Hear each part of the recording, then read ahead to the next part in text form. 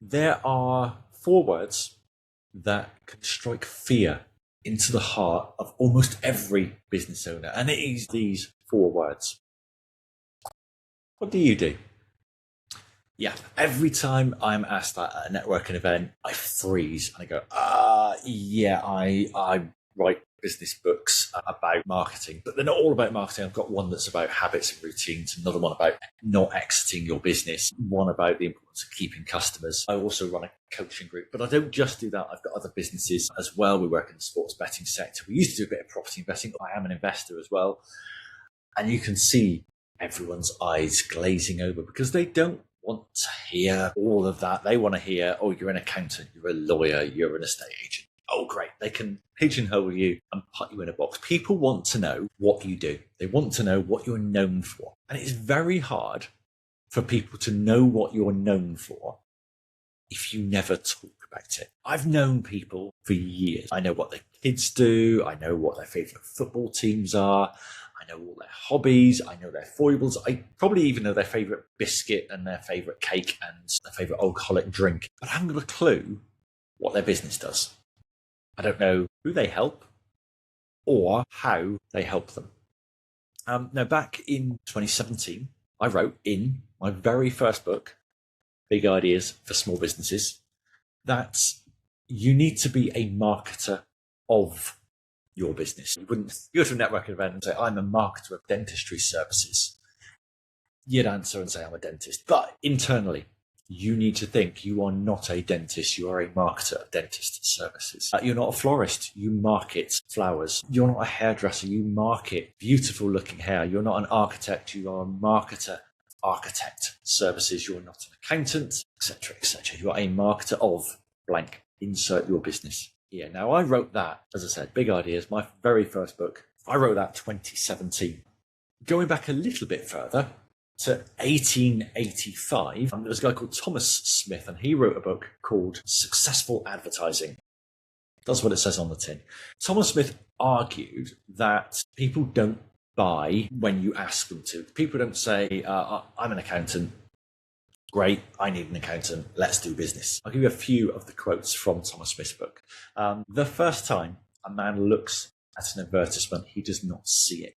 The second time, he doesn't notice it. The third time, he is conscious of its existence. The fourth time, he faintly remembers having seen it before. The fifth time, he reads it.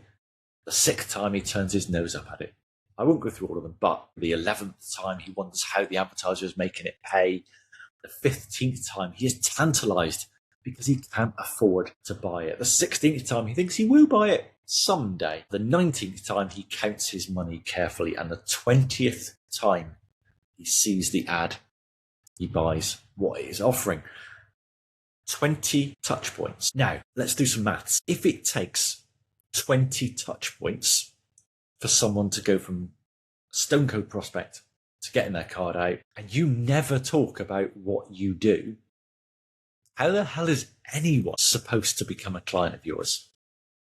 I get it. We don't all like talking about ourselves. I know a lot of people hate social media for this exact reason, because everyone's on there shouting about what they do every day. They're all willy waving, for want of a better phrase.